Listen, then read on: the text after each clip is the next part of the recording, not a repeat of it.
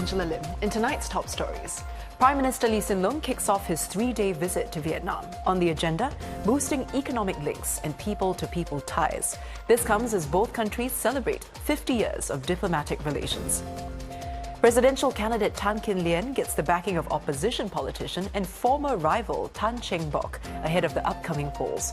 The move drawing criticism from fellow candidate Ng Kok Song, who calls it a worrisome development. And hundreds of people forced to evacuate after Saolas strengthened into a super typhoon and made landfall in northern Philippines. Many households have been left without electricity. And also tonight, unearthing the next generation of football stars. Singapore's Football Association to launch another scouting course in the hopes of identifying and nurturing more young talent.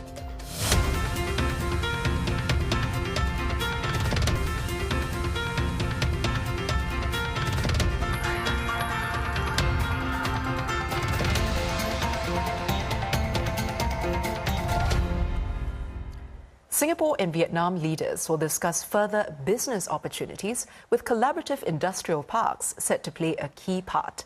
Singapore Prime Minister Lee Hsien Loong has arrived in Hanoi and official talks will begin tomorrow. Sherlyn Sia reports from the Vietnamese capital. A warm welcome for Singapore Prime Minister Lee Hsien Loong on the tarmac, greeted by Vietnamese government leaders and officials. It kicks off his 3-day visit in the capital at the invitation of Vietnam PM Pham Minh Chinh. Mr. Lee's visit reciprocates Mr. Chin's trip to Singapore in February. These visits are in line with the 50th anniversary of bilateral relations between the two countries. They also mark a decade of strategic partnership in areas like political relations, security and trade and investment. One thing to look out for this time will be details of some new collaborative industrial parks in Vietnam, which are a key pillar of Singapore's economic engagement here. They will add to the current 13 Vietnam-Singapore industrial parks around the country. These have already attracted more than $18 billion in investments, creating some 300,000 jobs. These are among an existing economic partnership that's set to expand with Mr. Lee's visit. Both sides will upgrade a connectivity framework agreement, paving the way for new collaborations in areas including talent, energy, sustainability and innovation. There will also be opportunities for Singapore SMEs, including those in advanced manufacturing, to tap into Vietnam's growing market. Another focus on this trip, people links. Leaders are scheduled to meet youth leaders from both countries, taking part in an inaugural exchange program. So discussions on multiple areas expected over the next few days, with PM Lee also set to call on the Communist Party of Vietnam General Secretary and the National Assembly Chairman. And as per previous visits made by either country's leaders, we can look forward to more deals to advance Singapore-Vietnam cooperation. Sherlyn Sia, CNA, Hanoi.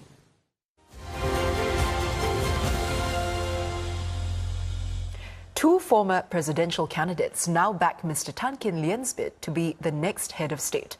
Progress Singapore Party Chairman Dr. Tan Cheng Bock has stepped forward to endorse Mr. Tan. Mr. Tan is also supported by Tan Jee Sek, who founded the now-defunct Singaporeans First. All three stood against each other in the 2011 presidential election. Mr. Tan Kin Lian says they are united in their desire for an independent president. He adds they are supporting him in their personal capacity and he's not funded by any political parties. If elected, he may appoint them to the Council of Presidential Advisors. They will share the same vision of an effective, independent president. They will be excellent candidates into the council. I have not asked for I've not asked them this question yet. In 2011, the three men were defeated by Dr. Tony Tan, who got 35.2% of the votes. Dr. Tan Cheng Bock received 34.85%, while Tan Jee Sek had 25.04%. Mr. Tan Kin Lian came in last with 4.91%. They believe these votes were all cast in hopes of an independent president. Together, we received 64.8% of the total votes. Dr. Tan lost narrowly to Dr. Tony Tan by less than 0.5%, 0.5% of the total vote. Due to the change of rules, I remain the only one among the three of us who qualify for this election. I'm glad that Cheng Bok and Jise have now endorsed my campaign. Another presidential candidate, Mr. Ng Kok Song, says it's unhealthy and worrisome that opposition leaders are coming forward to endorse Mr. Tan Kin Lian. He says such acts politicize the election and make people confuse it with a general election. He adds that it dishonors the office of the president. Mr. Ng stresses that candidates should not be backed by any political parties. Whether it's 64%, 55%, whatever it is confusing the people. You know, and how can you add up? How can you add up the three? All right, there'll be some among the three who will not be in favor of the other candidates. So I think it's a miscalculation. You know, to just say we add up the three of us, we're going to get 64% for Mr. Tan Kin Lian. So I don't think we should fall for that kind of trickery. I think that when the people of Singapore realize what is happening, that there's this polarization, there's this politicization, I think the people of Singapore will begin to realize that you do not want to vote for a candidate who is going to be manipulated by several opposition parties who are supporting you. We must prevent the presidency from being manipulated by any political party. Mr. Ng made these comments to the media during a walkabout at Chinatown Complex Market and Food Centre. He interacted with both old and young, shaking hands and taking pictures with them. Some members of the public also asked for his signature on his campaign pamphlet. Earlier in the day, Mr. Ng also visited Tampines. He spoke to hawkers, shop owners and residents who were having their breakfast. Mr. Tharman Shanmugaratnam's campaign team says he has consistently urged all his fellow candidates to avoid politicizing the presidential election. The team issued a brief statement regarding the endorsement of Mr. Tan Kin Lian by Dr. Tan Cheng Bock. In the statement, Team Tharman adds that the focus should be on each candidate's individual character, breadth of experience, and ability to contribute to Singapore's future as head of state. Presidential candidate Mr. Tharman Shanmugaratnam says the president must be there to allow investigations into corruption to proceed. That's in the case that a prime minister tries to block the way.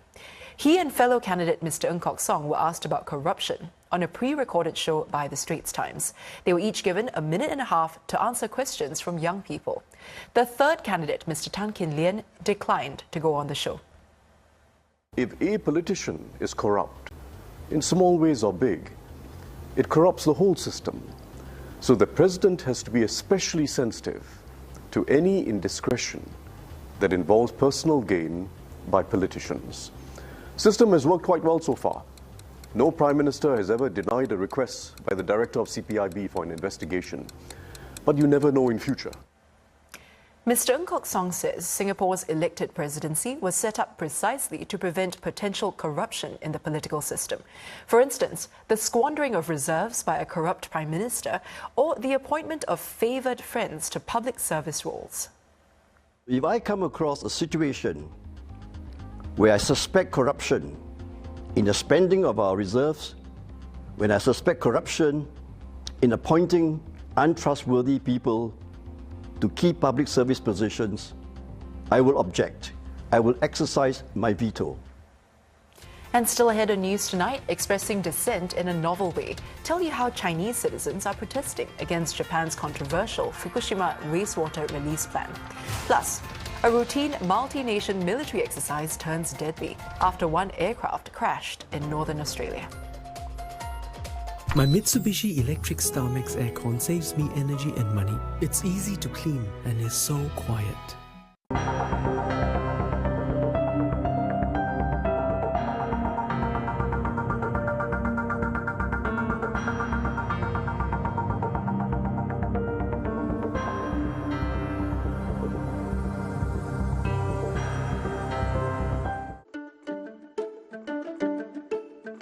Singapore. 1,000 people have been displaced after Saula, which strengthened into a super typhoon, unleashed heavy rainfall and floods across northern Philippines.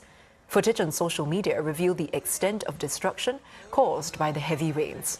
One house was captured sliding into a river. The super typhoon brushed past the northeast section of the main island of Luzon last night.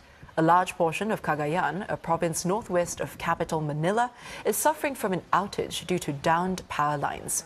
Residents of coastal communities were moved to higher ground. Local officials estimate around 2,000 people are affected by the super typhoon. Sala is forecast to hit southern Taiwan's coastline by Thursday morning. Experts say it's likely to remain a super typhoon until then.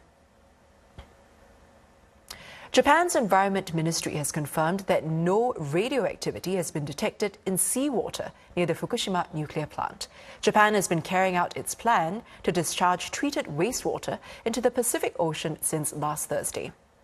Samples taken from 11 points showed concentrations of radioactive elements below the lower limit of detection. The ministry says the seawater would have no adverse impact on human health and the environment. It adds that they will commit to carrying out weekly tests for the next 3 months. 바다와 미래 세대를 지키려는 정의로운 항거입니다. Concern over the plan, however, is growing in neighboring countries.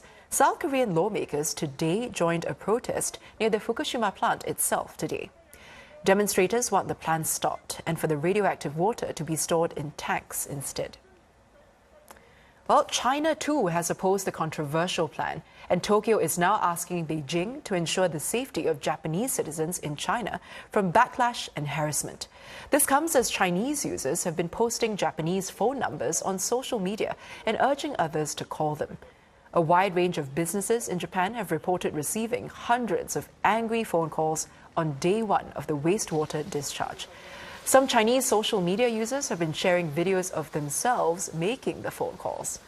The widely spread phone numbers include official ones such as the parliament and businesses unrelated to the nuclear power plant, like restaurants and even an aquarium. Similarly, in China, there have been reports of Japanese businesses receiving harassment. Japanese media says a Chinese visitor threatened to report a restaurant in Guangzhou if they were using ingredients from Japan. China has banned all seafood imports from Japan. Officials at the Japanese consulate in Qingdao reportedly say that rocks were thrown into the compound of a Japanese school. In other news, the Myanmar army has expelled Timor-Leste's ambassador over Dili's ties with the civilian National Unity government. Timor-Leste has condemned the expulsion and says it continues to stand with the people of Myanmar. This isn't the first time the Myanmar army expressed anger at Timor-Leste. In July, the military sent a protest note after Timor-Leste invited the NUG to attend a swearing-in ceremony. The army claimed the engagement abets terrorism and violence in Myanmar. But Timor-Leste continues to maintain good ties with the NUG. Earlier, Prime Minister Xanana Gusmao said that Timor-Leste won't join ASEAN if the Myanmar crisis isn't resolved. Elsewhere, 3 U.S. Marines injured during military exercises in northern Australia have died, hours after their aircraft crashed. Prime Minister Anthony Albanese called the incident tragic and regrettable. The Australian Defence Department confirmed the Osprey vertical takeoff aircraft had been carrying U.S. defence personnel. The aircraft crashed this morning around 9:30 a.m. local time near the Tiwi Islands just north of Darwin. The Osprey was taking part in the annual Predators Run, a joint series of war-fighting drills. Local media say about 2,500 personnel from Australia, the US, the Philippines, Indonesia and East Timor were involved in the multi-nation exercises. All 23 US Marines on board suffered injuries. Police say 5 of them were flown to hospital in serious condition. The cause of the crash is still being investigated, and Mr. Albanese says the Australian Defence Force is working with their US counterparts to provide the necessary support. Our focus as a government and as the Department of Defence is very much on incident response and on making sure that every support and assistance is given at this difficult time. We will provide more information when appropriate. We obviously want to make sure that any information that is provided is absolutely accurate, and we're also very much focused on providing that practical assistance on the ground.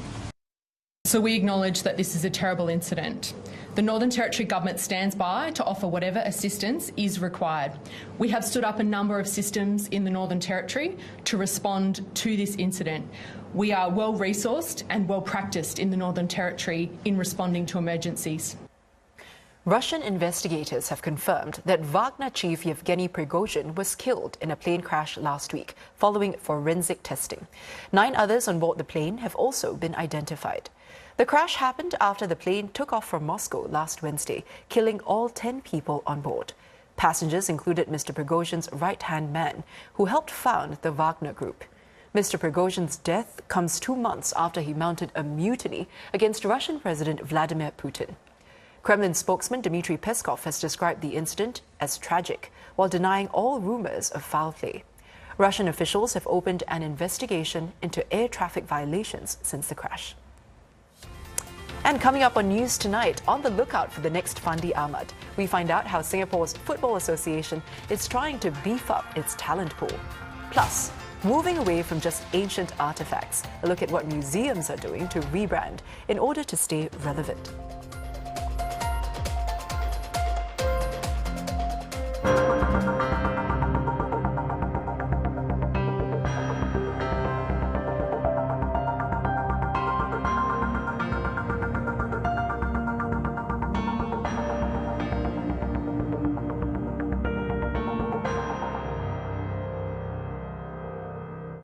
Weather report brought to you by Mitsubishi Electric.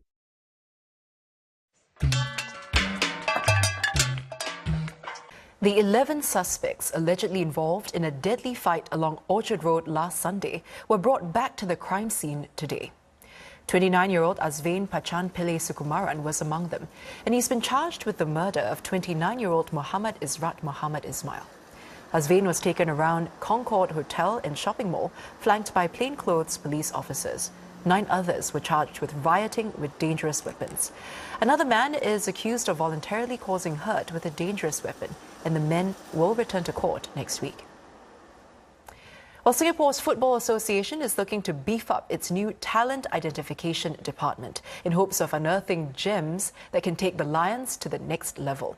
It's launching a 3rd scouting course in October after 2 earlier runs were oversubscribed.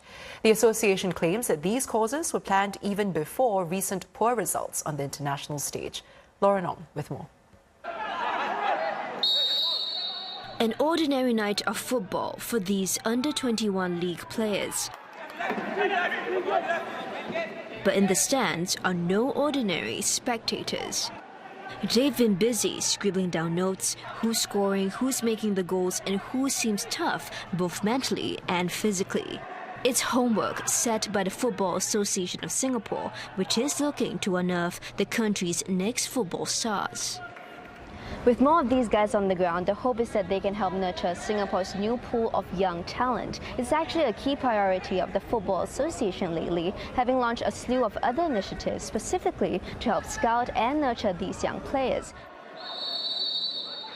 Spotting the potential in young players is just one exercise. Then it's back to the drawing board. Other players will benefit from having more pressure. Here, they're coached on which individuals are most likely to meet the grade and how to provide field reports. This beginner's class is open to anyone, even those without a coaching license. They just need about $300 and 3 days. So I'm signing up for this because my personal interest and passion for football, just to help me to understand football in a more organized and structured way, and hopefully I have a son who's 4 years old. Maybe I can scouting him. I have a background of football coaching, and I think that some of that relates to talent ID. And it would be great to use some of that expertise and knowledge to support the system in Singapore for future generations. But not all participants may end up becoming licensed scouts. The association only wants to hire a maximum of 6 part-timers by year's end, doubling its current volunteer pool of 6 and adding to the 1 existing full-time staff. It's having more qualified eyes on the ground, because I think everything provides a bigger vision, but it's also important to say that everybody will look at it in different ways. And it's about setting up a scouting network, and the only way you can set up a scouting network is by educating scouts. For those who want to go further, they can hone their skills with 4 additional courses and 3 exams. For the rest, it's simply dropping the association a message if they think they've seen the next Fandi Ahmad. Museums in Singapore are updating what they do in more ways than one. Events in the last decade now count as history, and they're looking to showcase a wider variety of items, even those that break from tradition. All this to shed light on more perspectives. The country's biggest museums speak with reporter Sherry Locke. Dim lights and neon signs. You might be forgiven for thinking this is the nightlife district. There's actually an exhibition on Singapore's tourism history. Spotlighting recent eras with objects from the public is one way museums are updating how they present the country's story. The National Museum is planning to revamp the Singapore History Gallery along similar lines. For instance, with items depicting ordinary lives during the COVID-19 pandemic. What we plan to do is to bring it all the way to the present, because I think one of the lessons that we learned over the last 2 years as a result of the pandemic and as a result of engaging our audience and different stakeholders is that they want to see how history actually relates to them. Getting more people involved is part of a broader aim to represent a wider variety of communities. For instance, the Asian Civilizations Museum put together 2 recent showcases on Sikhism and Judaism with the help of these smaller religious groups. These Torah scroll cases, for instance, are on loan from the Jewish Welfare Board. The museum works with the Mahenabor Synagogue to pick out these artifacts. It's also advised the museum on how to display them in an appropriate manner.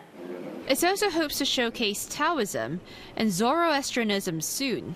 They're among the world's oldest religions, but don't expect to see only ancient artifacts. We're moving into the space of sort of contemporary design. And so that for us right now would be a priority. It's a shift away from this idea of the museum, being a very, very monolithic, top-down kind of space. Moving to contemporary allows us to work with living people. The museum says some audiences still prefer more traditional offerings, but one art historian says these efforts are not about leaving the past behind. It's adding to its ancient and medieval and modern objects. It's bringing a more contemporary layer. I'm imagining that this is not a way to present the past and the present or the old and the new as being separate or disconnected. In fact, I think these contemporary objects are a way to show how the past and the present evolve in a continuum. Dr. Gerardi adds that diversifying sources also helps museums avoid items that may have gone through illicit channels in their long history. And that's all the time we have for News Tonight. Thank you so much for watching, and do join us again at the same time tomorrow. Have a good night.